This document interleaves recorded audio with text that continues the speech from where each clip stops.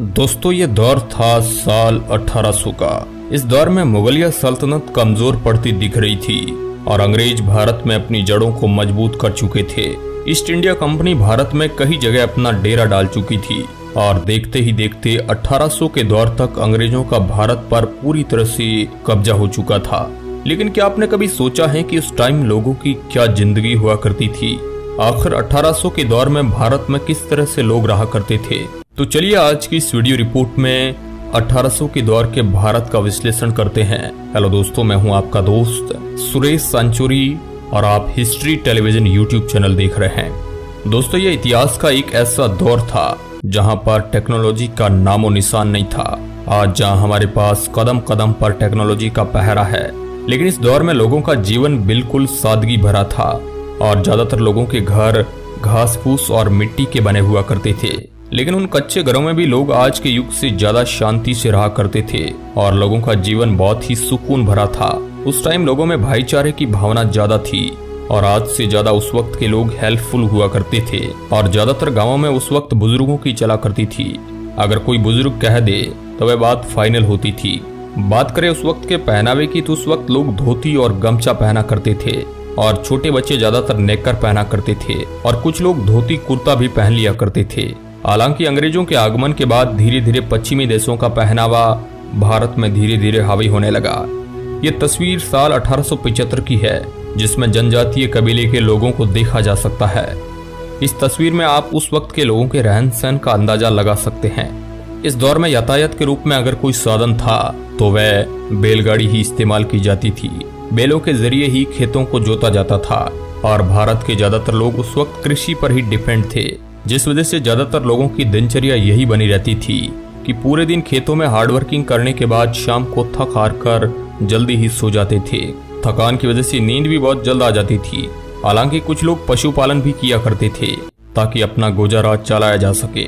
खेती बाड़ी के अलावा कुछ लोग मजदूरी के लिए शहरों में भी जाया करते थे, जहां शहरों में मजदूरी के लिए लोग मिलों में काम किया करते थे।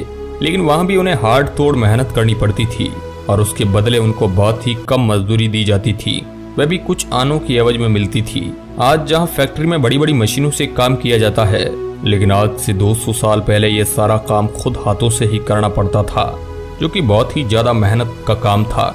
इसके साथ ही 1800 के दौर में भारत में और भी कई कैटेगरी के लोग थे जो अलग अलग कार्य किया करते थे, सोनार, लोहार, कुम्हार आदि।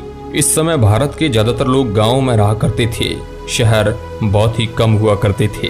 गांव की बसावट काफी पुराने तरीके से हुआ करती थी। बात करें उस वक्त के पॉपुलेशन की तो उस वक्त अखंड भारत, जिसमें आज के कई देश शामिल है, कुल मिलाकर 16 करोड़ की आबादी हुआ करती थी, जिस वजह से आज की तरह ज्यादा भीड़ भाड़ नहीं हुआ करती थी। आज जहां दुनिया स्वार्थ के पीछे भागती है, लेकिन आज से 200 साल पहले लोगों में इस प्रकार की भावना बहुत कम हुआ करती थी। इसके साथ ही उस दौर में मनोरंजन का कुछ साधन ना होने की वजह से लोग शाम को टाइम पास के लिए भजन कीर्तन भी किया करते थे और कभी कभी मनोरंजन के लिए अलग अलग खेल भी खेला करते थे। दोस्तों इस समय में आबादी कम होने की वजह से जंगल बहुत ही ज्यादा हुआ करता था, जहाँ पेड़ पौधे इतनी ज्यादा थे कि पॉल्यूशन का नामो निशान नहीं था और उस वक्त जंगली जानवरों का भी ज्यादा खतरा हुआ करता था और उस वक्त जंगली जानवर भी ज्यादा हुआ करते थे। इस वजह से लोगों को जंगली जानवर का भी खतरा था और उस समय बिजली भी नहीं हुआ करती थी। भारत में बिजली साल 1880 में आई थी, लेकिन वह तो बिजली की शुरुआत थी। उसके कई सालों बाद भी बिजली भारत के गांव-गांव तक नहीं पहुंच पाई थी। अभी जो आप एक तस्वीर देख पा रहे हैं, ये सितंबर 1857 की है, जिसमें दिल्ली के बादशाह बहादुर शाह जफर को सैनिक कैप्टन हेडसन के सामने ले जा रहे हैं। 1857 के संग्राम के बाद जफर को ब्रिटिश हुकूमत ने कैद कर लिया था।